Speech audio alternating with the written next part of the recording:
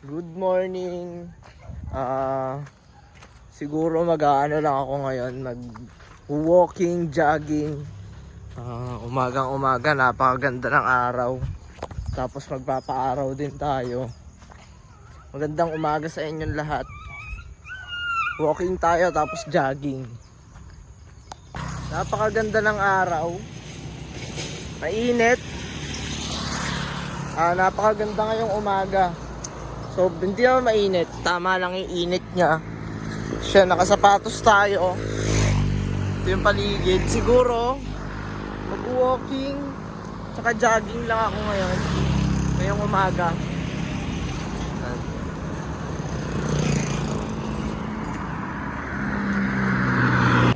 Sarap maglakad-lakad kapag ganito yung mga nakikita mo. Ayan o. Ganda ng paligid. Tapos ngayon, tatakbo na ako.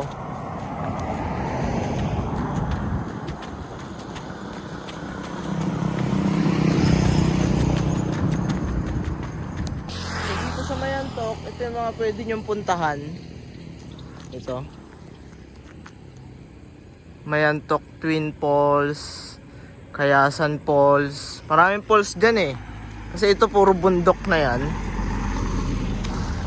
May baka dun oh. Ito pa lang nakikita nyo sa may likod ko. Tsaka ito, rice mill yan. Diyan nila binebenta yung mga naaaning palay. Diyan binebenta ng mga farmer yung mga naaaning palay. Tapos yan yung dyan na hinihiwalay yung yung para maging bigas. Tapos ayan yung pinaka source ng bigas. Kaya kung gusto niyo maging ayan yung pinaka direct talaga. Gusto yung magbenta ng bigas. Ayan yung pinaka source ng bigas. Rice mill. So ito, rice mill to. Tsaka yan, rice mill din yan. Dito meron tayong nakitang ito baka to. So kapag kapag white, baka siya. Ayan.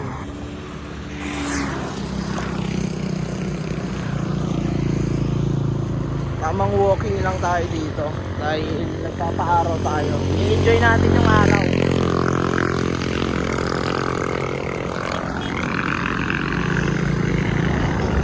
Ayan. Tawag dito sa amin yan, ilang-ilang. Ito yung ginagawang ano ba tawag doon? Ano to yung binebenta sa yung binebenta sa simbahan. Mabango to. Ito yung nyo. Ano ba tawag doon? Ewan ko kung yun ba yung binebenta sa pero mabango yan, ayun yung mga flowers nyo. Tawag dito niyan sa amin, ilang-ilang. Ito rin, meron pa dyan. Ito, pala to, sementeryo to. Tapos, meron ding sementeryo dyan. Bali, dalawang sementeryo to. Ayan o, titignan nyo dyan. Sementeryo yan.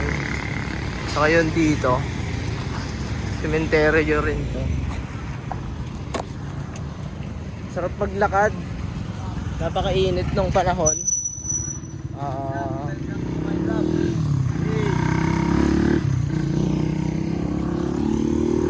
Yun, meron tayong doon.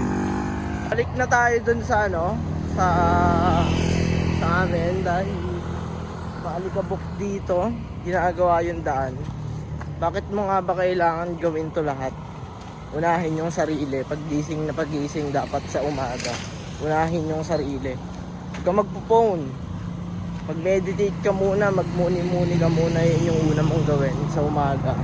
Tapos, pwede ka mag-walking, katulad na itong ginawa ko ngayong umaga, nag-walking lang ako. Tapos, nagpa-araw, ina-appreciate lahat ng gawa ng Diyos. Yan. Mababaw lang naman yung yung kaligayahan ko. Simpleng lang, makapaglakad lang ako.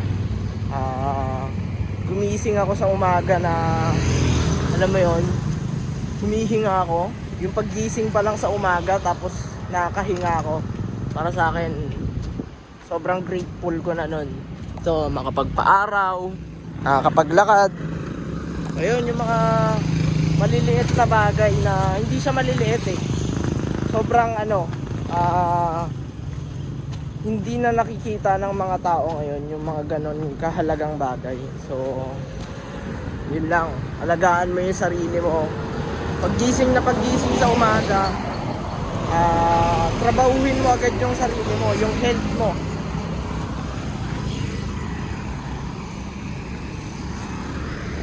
Tapos natin maglakad, siguro ang trip ko parang gusto ko mag-ilog eh. Pagtapos ko maglakad-lakad dito, yan. Pagtapos ko maglakad dyan, siguro pag uwi ko ng bahay, rekta tayo ng ilog. Hanap ako ng spot na maliliguan ngayong umaga. Ganda ng araw oh. Bakit ko nga ba ginagawa to lahat? Bakit nga ba full time ako sa sarili ko? Kasi sabi sa akin ng Diyos, alagaan mo ang sarili mo at ibibigay ko sa iyo ang lahat. So, makikinig lang ako sa Diyos kung ano yung gusto niyang ipagawa sa akin. Itong mga ginagawa ko na to, sinabi sa akin to ng Diyos na alagaan ko yung sarili ko full time. Yan, sa umaga, nag-walking ako, nag-exercise pa rin, sa health pa rin. Tapos sa hapon, ganun pa rin, mag-gym ako mamayang hapon. Tapos pupunta sa nature. Ganun lang yung lifestyle na unang-una gusto ko rin siya, nag-i-enjoy din ako sa ganong lifestyle. Tapos, yun nga, sabi ng Diyos sa akin na ganun yung gawin ko. So, yun, jackpot daw pag nakatapak ng tae. Ewan ko anong tae ito eh. Parang malas ata pag tae ng aso eh. Pag tae ng kalabaw, okay lang eh. Ayan. Umagang-umaga. Pero maging masaya ka kasi nakaapak ka ng tae. Yung ibang tao hindi na nakakaapak ng tae. Yun lang. Ito pala yung arko ng Mayantok. So kapag nandito ka, Kamiling to. Ito, sakop pa kami ng Kamiling kasi dun yung bahay namin. So kapag nandyan ka na, lumagpas ka na dyan sa arko na yan, ibig sabihin nasa Mayantok ka na. Hello. Welcome to Mayantok, summer capital of Tarlac. Ganda ng arko. Napakasarap sa pakiramdam. Almost hindi naman almost, more than 1 hour din tayo nakapaglakad-lakad. Ngayon ang agenda ko, hanap tayo ng ilog. Siguro doon pa rin, doon sa may pinaka favorite spot ko. Malapit lang siya eh. So tsaka maganda rin. Doon tayo mag-chill, doon tayo maliligo. Dito na tayo sa favorite spot ko. Maliligo tayo. Sa wakas nakaapak na naman tayo sa mundo, nakadikit na tayo sa mundo. So nagcha-charge na yung body natin. Ito pala, ang tawag dyan is grounding. Mahalaga din na meron kang grounding everyday. Ligo tayo dyan. Umaga dito, malinaw yung tubig. Ayun o, sobrang linaw ng tubig o. Tapos yung tubig is napakalamig, saktong-sakto sa araw na medyo mainit. Ngayon, mag-chill lang ako dito, magbababad-babad lang ako dito. Ito yung lifestyle na siguro hindi ako mababurn out. Sa metro, lagi akong hindi makaiwas lagi akong burn out sa metro eh. Siguro ito yung lifestyle na hindi na ako mababurn out. Sarap! Lamig!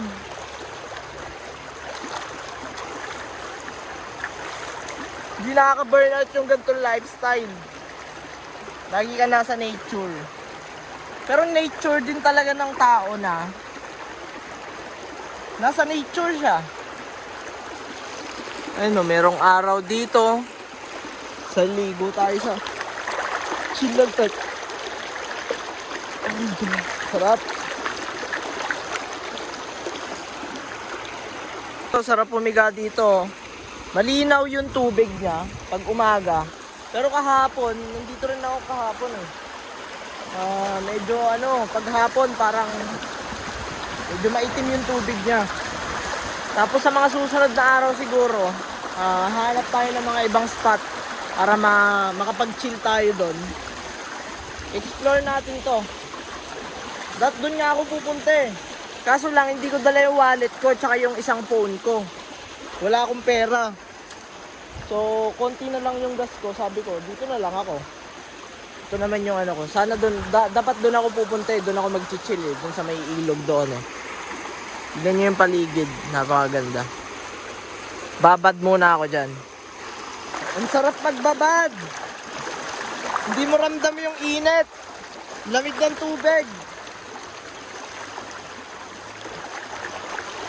Almost 1 hour na rin ako nakababad dito. Mamaya pala mag-gym ako. Tapos sa mga susunod na araw, mag-explore tayo ng mga ibang spot. Simple lang yung buhay. Enjoy ka lang. Kaya yung mga taong nababurn out na, pwede kayo sumaglit dito. Pwede nyo akong bisitahin dito. Yan.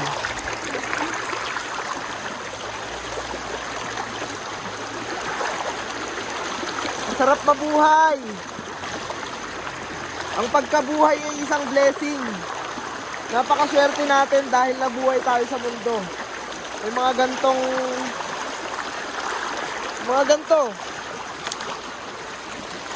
Yan. May ginawa ang Diyos.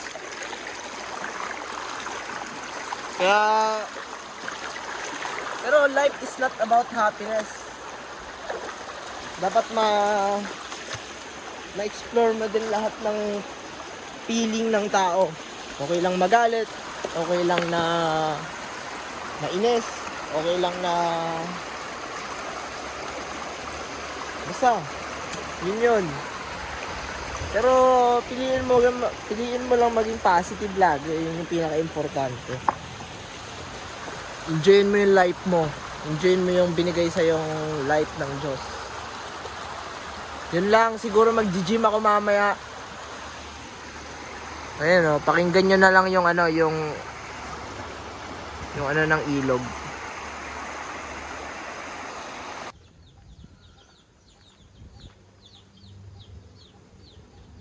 Bali papunta na pala ako ng gym. So, asikasuhin ko naman yung physical appearance ko, ay yung physical health ko. Yung outfit natin, naka all black tayo maliban sa socks. Kita-kits tayo sa gym. Ayan, nasa gym na pala ako nyan. Bali, ang i-workout ko ngayong araw ay legs. Ayan yung una kong ginawa. Di ko alam kung anong tawag dyan eh, pero legs. Nag-legs ako dyan. Nakarami ako nyan eh. Medyo sumakit nga yung legs ko eh. Ang sarap ng araw ko ngayon, grabe. Alam mo yun, sa umaga, nag-walking ako. Tapos, pumunta sa ilog. Tapos, sa hapon naman, nag-exercise pa rin ako, nag-gym pa rin ako. So, full time talaga ako sa sarili ko. Kayo rin, mahalin nyo yung sarili nyo. Wag niyong papabayaan.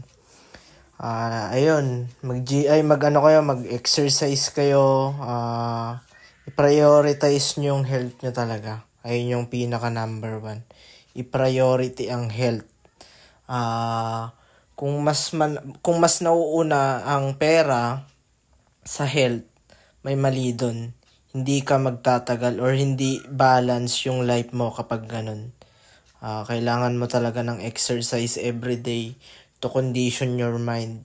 Kasi iba yung Iba yung taong merong exercise, iba mag-perform yung iba mag-perform yung mind niya kapag meron siyang exercise. So, tsaka ano siya, maraming benefits talaga ang exercise. Kahit sinong tao naman siguro ang tanungin mo, health ang prioritize bukod doon. Kahit yung mga pinakamayayamang tao, talagang health ang sinasabi nila, alagaan ng health, alagaan ng health. So, alagaan mo yung health mo. Yan, mag-exercise ka. Pero, yun din, hindi lang naman ibig sabihin, nag-exercise ka lagi. Pero, yung kinakain mo naman, hindi magaganda. So, nagmamatter din yung pagkain para sa akin. Huwag ka masyado mag-focus din sa exercise. So, yung disiplina din sa mga pagkain. Alam mo naman na yung mga tama at mali eh. Alam mo naman yung masamang pagkain at yung okay na pagkain. Alam mo naman yung healthy at unhealthy. So, nagmamatter din yung pagkain. Ayun, kumain kayo ng mga katulad ng basta wag kayong magkakain ng processed food. Kumain kayo ng tunay na pagkain. Ayun yung pinaka-importante doon. Tapos sa mga matataba pala, yun nga yung advice ko. Kasi dati ako mataba. Siguro may boses ako ngayon para sa ganito. Kasi ang taba ko dati. Tapos ganyan na ako kapayat. Sobrang taba ko. Para sa akin, ang advice ko talaga is, i-build nyo muna yung disiplina nyo sa bunganga. Kasi walang kwenta ang pagpapapawis nyo araw-araw. Walang kwenta walang kwenta yung pagja-jogging mo dyan. Walang kwenta yung pagpapapawis mo, pag-gym mo, kung yung disiplina mo sa bibig wala pa din. Alam mo yun? So kung gusto mong pumayat, ayun yung advice ko. Una mong i-build yung disiplina mo sa bunganga. Kailangan mong hindi mag-crave sa pagkain. Ayun yung tanggalin mo. Tsaka, yun. Siyempre kapag mataba ka, so mag-reduce ka sa pagkain. Ayun yun. Ayun, di ba? Alam kong maraming alam kong maraming makaka-relate na matataba dyan eh. Siguro naman ayun yung yung New Year's resolution nyo. So yun lang, ayan, nagpapakita na ako ng ko dyan, ng katawan ko. So ayun yung result natin ngayong araw.